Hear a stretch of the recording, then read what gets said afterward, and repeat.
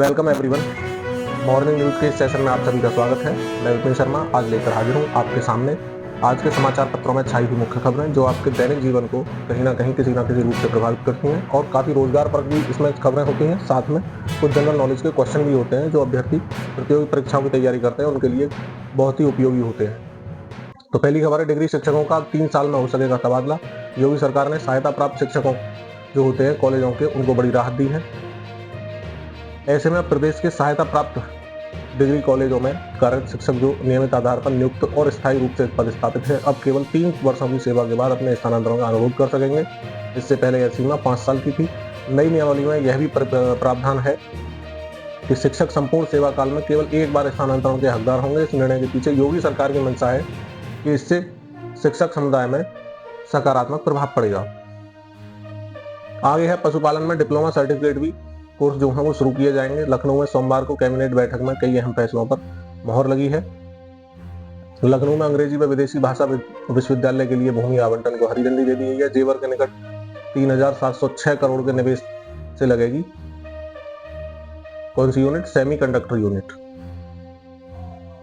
आगे भी बहुत बड़ी खबरें हैं। 6 साल में विश्व बैंक की मदद में सुधार जो होंगे उनमें यूपी की आबो हवा बदलेगी। केन नहर प्रणाली के सुधार पर 1191 करोड़ खर्च होंगे। आगरा एक्सप्रेसवे पर 40 लाख मानव दिवस का रोजगार दिया जाएगा। शीरा नीति मंजूर हो गई। 19% शीरा देसी मदिरा के लिए आवंटित किया जाएगा। चलिए आगे देखते हैं अगली खबर में। परीक्षा पर असमंजस बरकरार और तैयारी के लिए केवल 1 माह बाकी। मार्च से लेकर अब तक एकाग्र होकर पीसीएस परीक्षा की तैयारी नहीं कर सके हैं अभ्यर्थी। वैसे तो पीसीएस प्रारंभिक परीक्षा 2024 इस साल दिसंबर के पहले सप्ताह में प्रस्तावित है, लेकिन यह अभी तक स्पष्ट नहीं हो सका है कि परीक्षा निर्धारित समय पर हो सकेगी या नहीं। इस असमंजस में उलझे अभ्यर्थियों की परीक्षा में संबंधित तैयारी भी प्रभावित हो रही है। 3 बार परीक्षा स्थगित होने और आयोजन को लेकर संशय की स्थिति ने कर दिया है सभी जो तैयारी करने वाले अभ्यर्थी हैं उनको परेशान। देखते हैं क्या निर्णय आता है सरकार का। अगली खबर है, शिक्षा विभाग ने लिया यू टर्न। महानिदेशक ने कहा 27,000 स्कूलों को बंद करने की कोई योजना नहीं है, क्योंकि कल जो मायावती जी ने भी अपना बयान दिया था एक्स पर। प्रियंका और मायावती ने उठाई थे सवाल। बसपा की राष्ट्रीय अध्यक्ष और पूर्व मुख्यमंत्री मायावती ने कहा था कि बदहाल परिषदीय प्राथमिक और उच्च प्राथमिक विद्यालय बंद हुए तो गरीब बच्चे आखिर कहां और कैसे पढ़ेंगे। प्रदेश सरकार को दूसरे स्कूलों में उनका विलय करने के बजाय उनमें जरूरी सुधार करके बेहतर बनाने के उपाय करने चाहिए थे।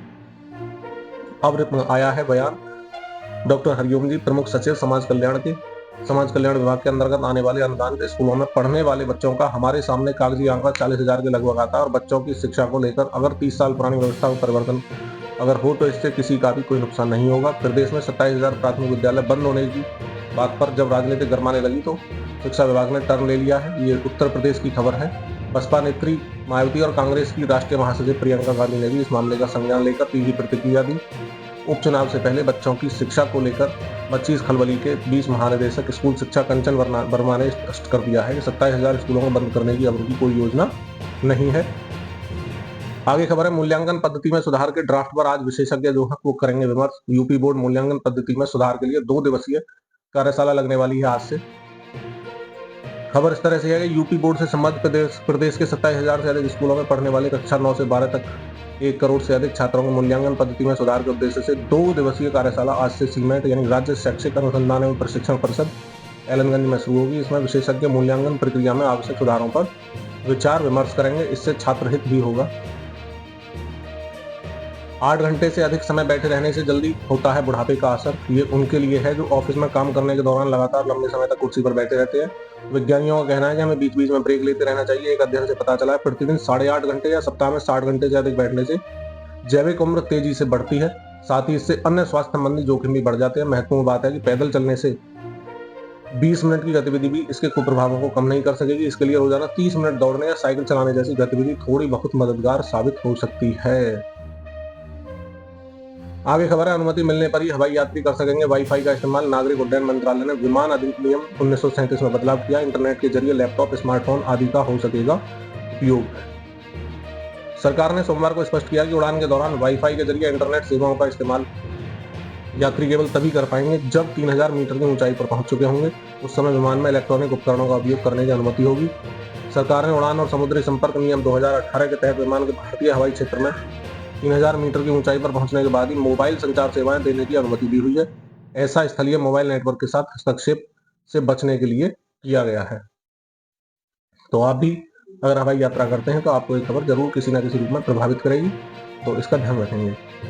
आगे है, अमेरिका में नया राष्ट्रपति चुनने के लिए मतदान आज होने वाला है। भारतीय मूल की कमला हैरिस ने किया बेहतर भविष्य का दावा और वादा।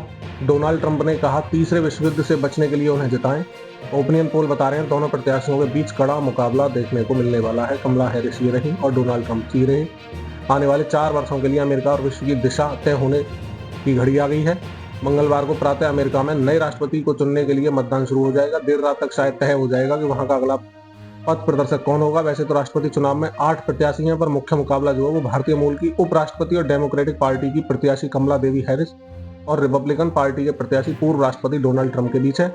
मतदान से कुछ घंटे पहले तक दोनों मतदाताओं को अपने पक्ष में करने की कोशिश करते दिखे। ट्रंप ने आगाह किया कि हैरिस जीते तो तीसरे विश्व युद्ध का खतरा जो है वो टल जाएगा और तीसरा विश्व युद्ध अगर होता है तो उससे दुनिया नष्ट हो सकती है।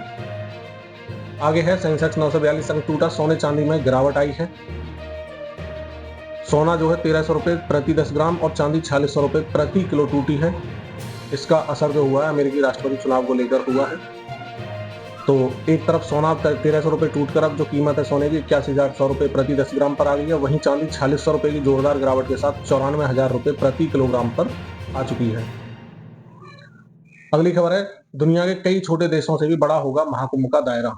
जो महाकुंभ लग रहा है प्रयागराज में, महाकुंभ के लिए 4000 हेक्टेयर का क्षेत्रफल घोषित करने का प्रस्ताव शासन को भेजा गया है। साथ ही 1900 हेक्टेयर में पार्किंग की व्यवस्था की जाएगी। शासन की सैद्धांतिक अनुमति मिल चुकी है। शासन से पत्र आने के बाद कुंभ नगरी के तौर पर अस्थायी जिले की अधिसूचना भी जारी कर दी जाएगी। विजय किरण आनंद है कुंभ मेला के अधिकारी।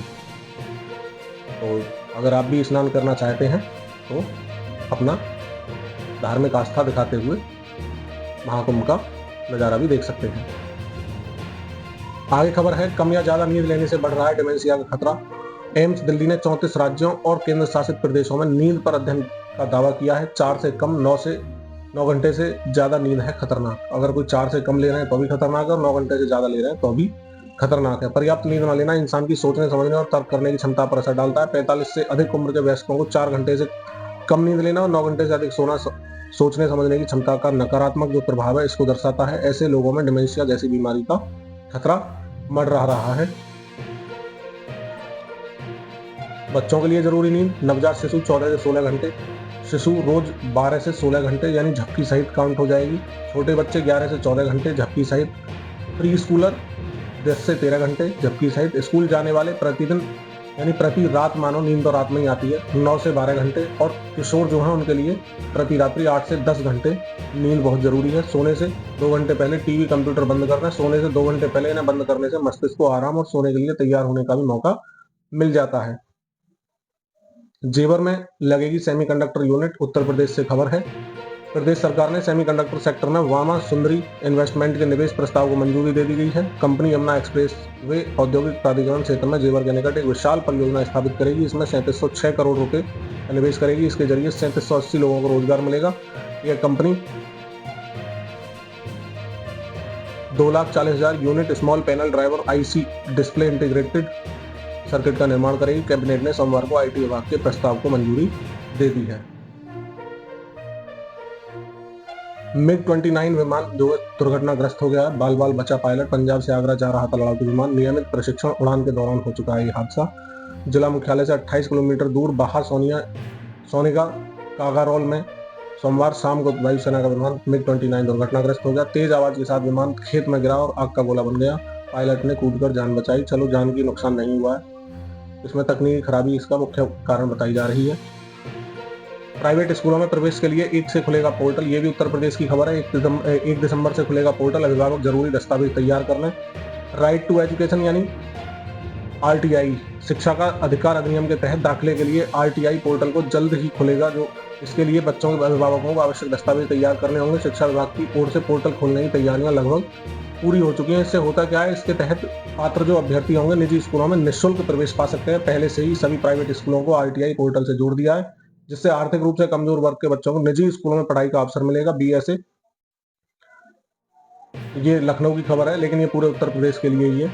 राम प्रवेश का कहना है कि अभिभावकों को बच्चों के लिए जरूरी दस्तावेज है। आप भी अगर इस दायरे में आते हैं कि आपका बच्चा छोटा है और फ्री एजुकेशन दिलाना चाहते हैं, तो आपके पास जो जरूरी दस्तावेज होंगे उनमें आय प्रमाण पत्र, जाति प्रमाण पत्र, निवास प्रमाण पत्र, नगर निगम द्वारा जारी प्रमाण पत्र, अभिभावक और बच्चे का आधार कार्ड शामिल है। इन दस्तावेजों को प्रवेश प्रक्रिया के दौरान पोर्टल पर अपलोड करना अनिवार्य होगा। अभिभावक RTI का की जो आधिकारिक वेबसाइट है वह rtewz.upsdc.gov.in पर जाकर आवेदन कर सकते हैं। और प्रक्रिया कैसे होगी प्रवेश की? प्रवेश प्रक्रिया का समय और लॉटरी, इसके लिए भी थोड़ा सा ध्यान दे लें। RTI पोर्टल पर आवेदक जो होंगे 1 दिसंबर से आवेदन शुरू कर दें, जो 19 दिसंबर तक चलेंगे। 20 से 23 दिसंबर के बीच आवेदन का सत्यापन होगा। इसके बाद 24 दिसंबर को, ध्यान रखें, 24 दिसंबर को लॉटरी के माध्यम से विद्यार्थियों का चयन किया जाएगा और 27 दिसंबर को स्कूलों का भी आवंटन कर दिया जाएगा। बहुत अच्छी खबर है। ये देखो कितना फर्जीवाड़ा हो रहा है। ST का फर्जी प्रमाण पत्र लगाकर बन गया सिपाही, FIR दर्ज हो चुकी है। प्रयागराज GRP में तैनात सिपाही प्रमोशन पाकर बन गया दीवान। सत्यापन के बाद CO GRP ने दर्ज करा दिया है मुकदमा। यूपी पुलिस में नौकरी हासिल करने के लिए गाजीपुर का एक युवक है, अनुसूचित जाति का है। उसने अनुसूचित जनजाति यानी ST का प्रमाण पत्र लगाकर फर्जीवाड़ा किया और उसका GRP में तैनात होने के बाद में प्रमोशन भी हो गया, वह दीवान बन गया। इस बीच फर्जीवाड़े की शिकायत हुई तो CO GRP ने जांच के बाद फर्जीवाड़ा के आरोप में दीवान बन चुके आरोपी के खिलाफ FIR दर्ज करा दी है। कहीं नौकरी भी नहीं मिल रही है और कहीं इस तरह से फर्जीवाड़े से भी लोग दूसरों की नौकरी को हथिया रहे हैं। रोहित विराट का भविष्य तय करेगा ऑस्ट्रेलिया दौरा। इस वर्ष 30 से नीचे रहा दोनों का औसत। दोनों ने नहीं दी घरेलू क्रिकेट को वरीयता। कोहली ने 11 तो रोहित ने 9 साल पहले खेला पिछला रणजी। न्यूजीलैंड के खिलाफ 0-3 से क्लीन स्वीप के रूप में मिली करारी हार ने भारतीय टीम के सीनियर क्रिकेटरों जो है उनके प्रदर्शन को कटघरे में खड़ा कर दिया। खासतौर पर कप्तान रोहित शर्मा और विराट कोहली का प्रदर्शन जो है इस हार का सबसे बड़ा कारण माना जा रहा है। सूत्रों की माने तो BCCI भी इस हार के बाद गंभीर उधेड़-बुन में लग गया है। हालांकि बोर्ड ऑस्ट्रेलियाई दौरे तक कड़ा कदम उठाने के मूड में नहीं है, लेकिन यह तय है कि दौरे पर सीनियर क्रिकेटरों का प्रदर्शन उनका भविष्य निर्धारित करेगा। रोहित, विराट, रविचंद्रन अश्विन और रविंद्र जडेजा के प्रदर्शन पर लोगों की निगाहें रहेंगी। तो आगे देखते हैं। All the best to team India. Australia दौरे पर कितना अच्छा करते हैं। इसी के साथ आज का न्यूज सेशन यहीं समाप्त होता है। आपने अभी तक चैनल को सब्सक्राइब नहीं किया तो कर लेंगे। रोजाना आपको इसी तरह की खबरें मिलती रहेंगी। वीडियो लाइक कर लें, सभी के साथ शेयर कर दें जहां तक संभव हो सके। मैं विपिन शर्मा लेता हूं आपसे विदा। मिलते हैं नई वीडियो में नई खबरों के साथ। इसी के साथ जय हिंद, जय भारत, वंदे मातरम।